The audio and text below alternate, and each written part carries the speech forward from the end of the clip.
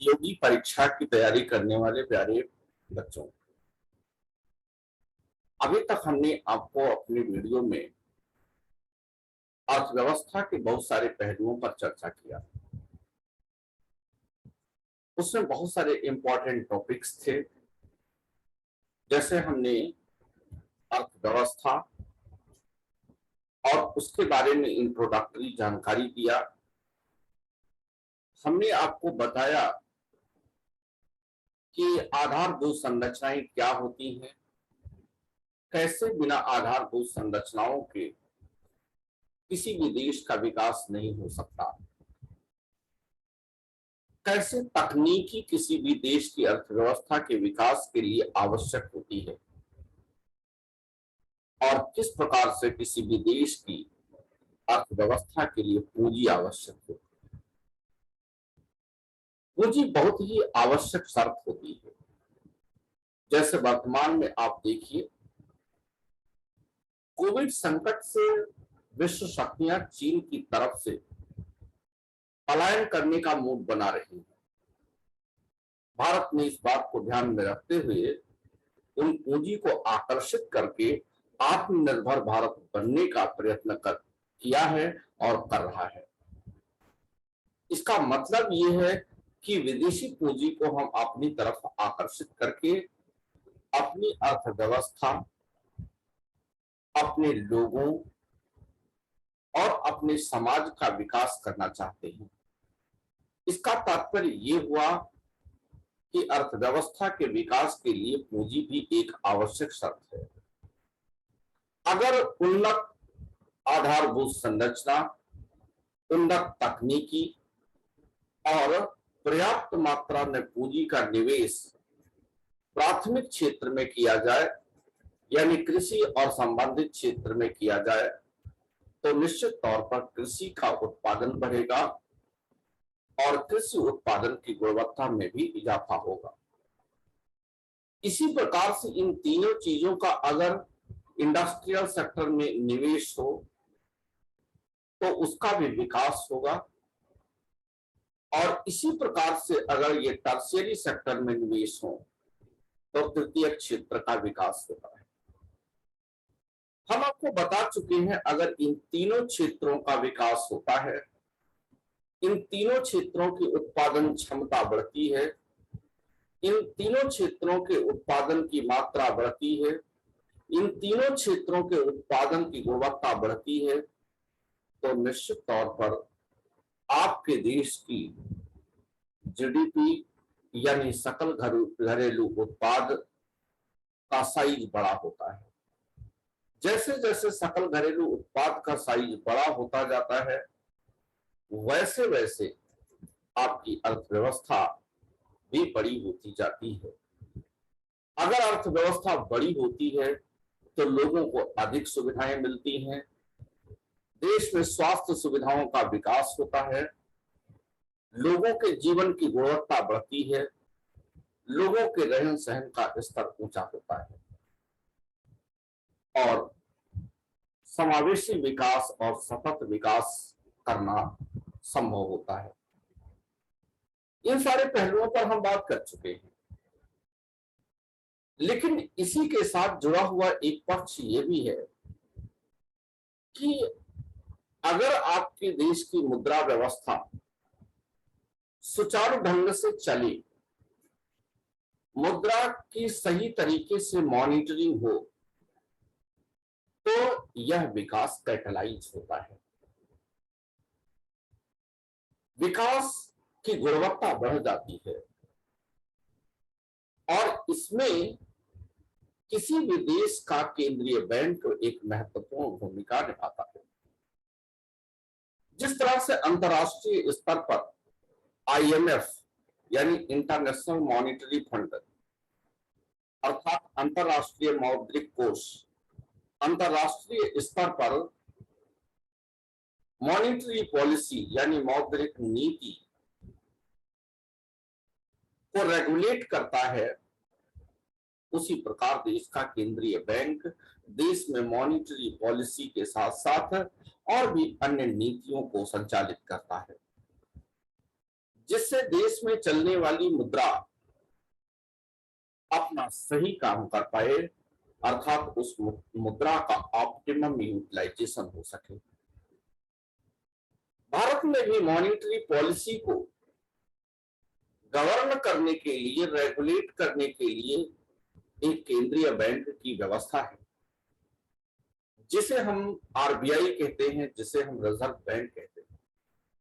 आइए देखते हैं कि भारतीय रिजर्व बैंक की स्थापना किन परिस्थितियों में और कब हुई।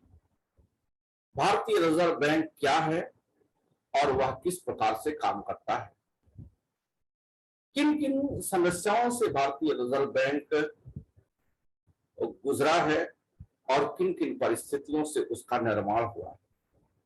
आइए हम उन पहलुओं की चर्चा करें और फिर देखते हैं कि किस प्रकार से भारतीय अर्थव्यवस्था में रिजर्व बैंक का कंट्रीब्यूशन है। भारतीय अर्थव्यवस्था में भारतीय रिजर्व बैंक को हमने अध्याय 10 का ए पार्ट नाम दिया है और उसी के तहत हम लोग पढ़ेंगे।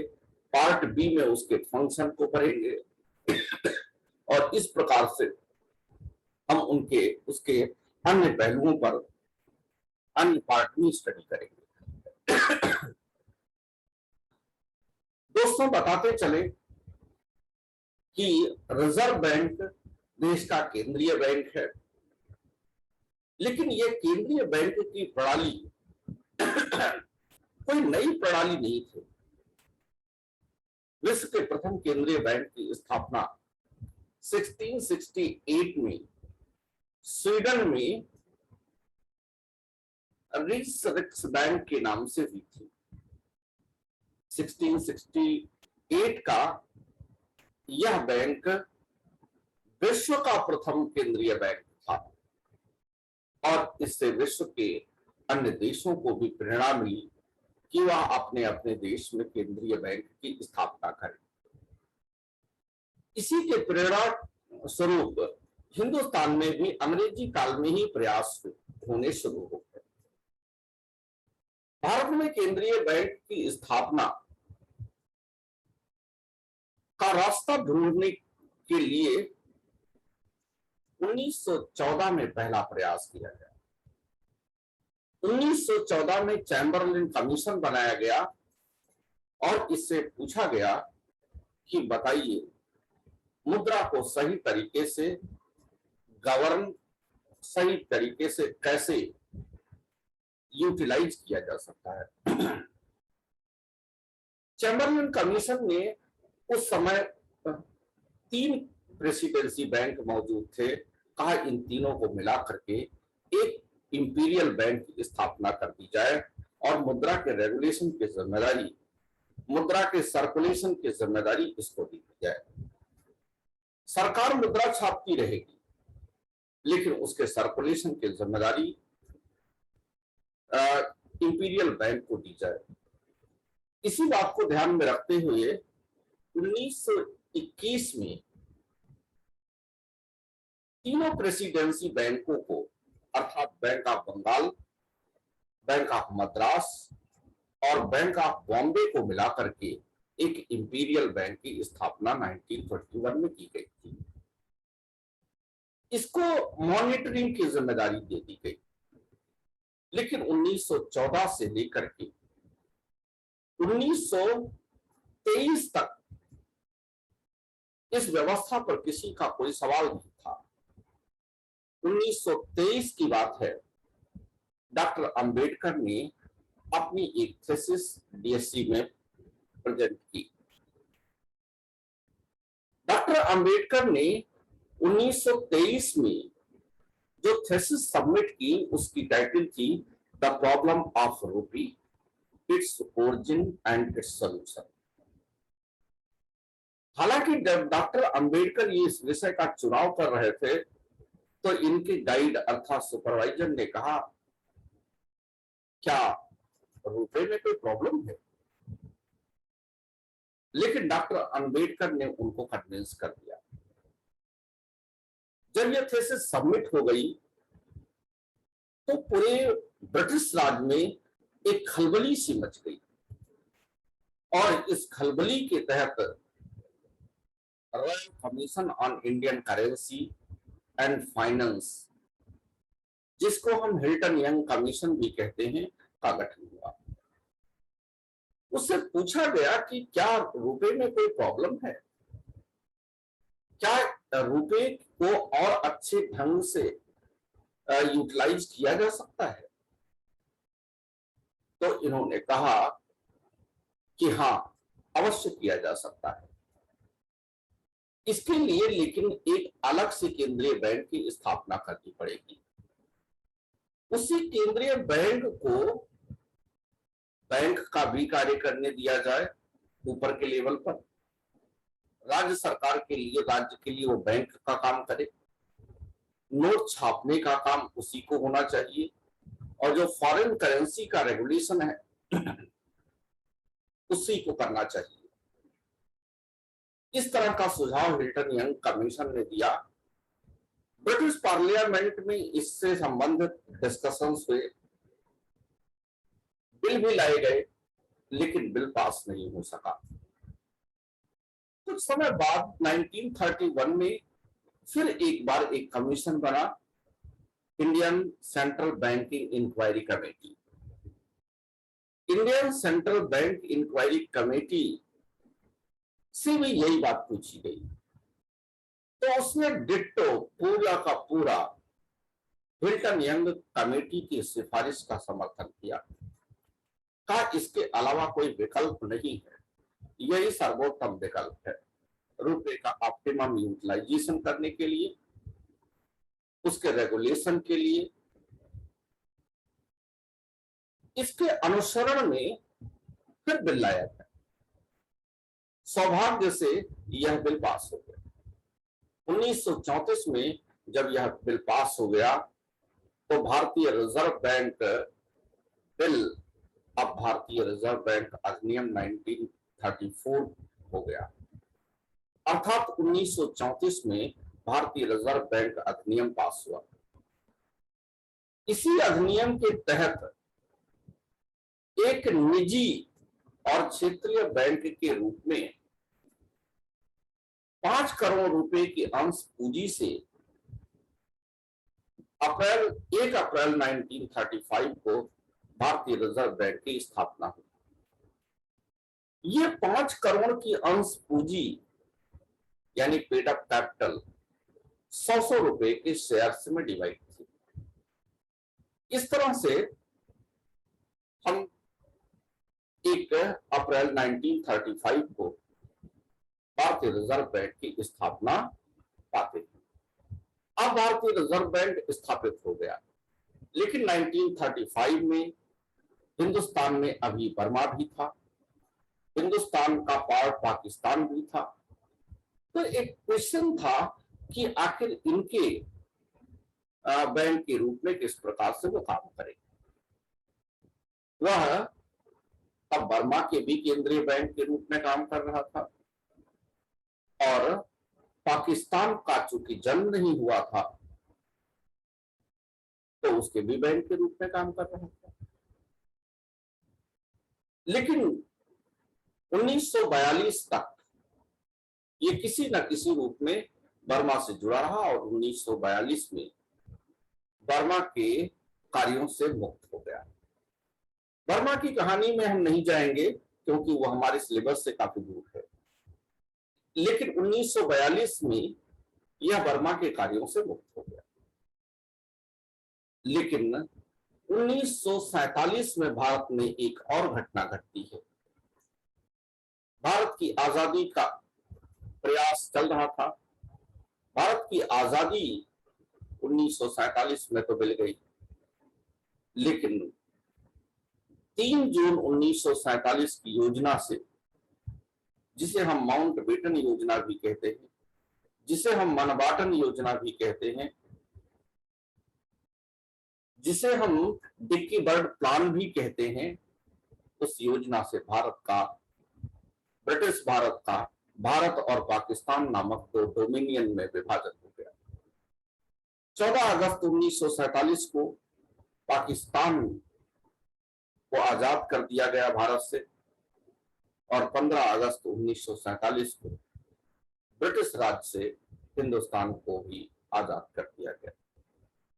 लेकिन अभी जो भी संस्थाएं थी वो भारत के पास थी, इसलिए 1 जुलाई 1948 तक आरबीआई पाकिस्तान के सेंट्रल बैंक के रूप में भी कार्य करता रहा। लेकिन भारत सरकार ने 1 जनवरी 1948 तक काम करता रहा।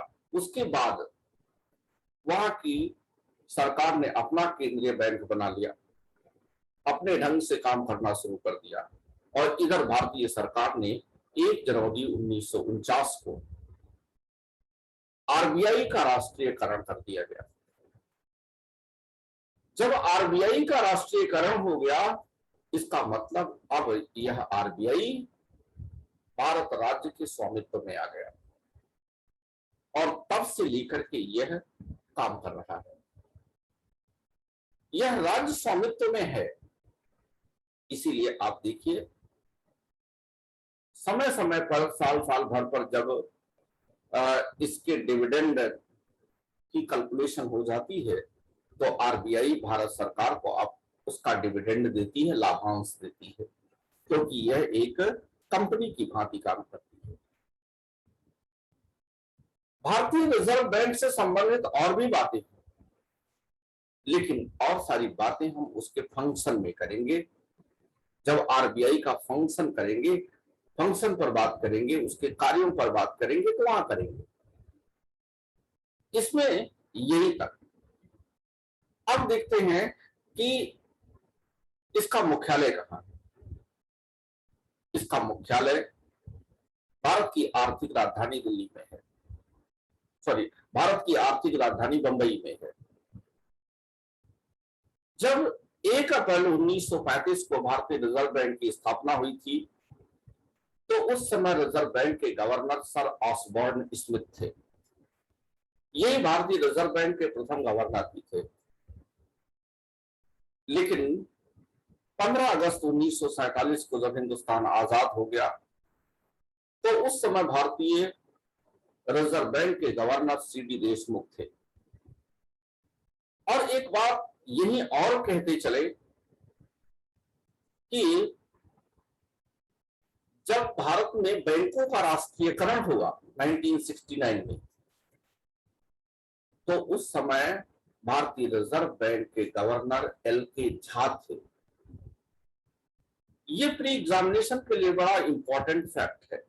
तीनों बातें कि अप्रैल 1935 में पहले गवर्नर सर ऑसबॉर्न स्मिथ बने, आजादी के समय सीडी देशमुख गवर्नर थे, और जब 1969 में 14 बड़े बैंकों का राष्ट्रीयकरण हुआ तो उस समय एल.के. झा रिजर्व बैंक के गवर्नर थे। बच्चों, आरबीआई कैसे गठित हुआ इस पर तो हमने बात की, लेकिन 1-2 प्रश्न भी इस पर हम देख लें जिससे आपका आईक्यू टेस्ट कर लें कि जो आपने पढ़ा समझा कि नहीं। अभ्यास हेतु पहला प्रश्न हमारा है, कौन सा बैंक भारत का केंद्रीय बैंक है? State bank of India, bank of India, union bank of India, reserve bank of India. तो अभी हमने बताया कि भारत का केंद्रीय bank reserve bank of India है। दूसरे क्वेश्चन पर हम आते हैं। देश की आजादी के समय आरबीआई के गवर्नर कौन थे? आजादी के समय 1947 में।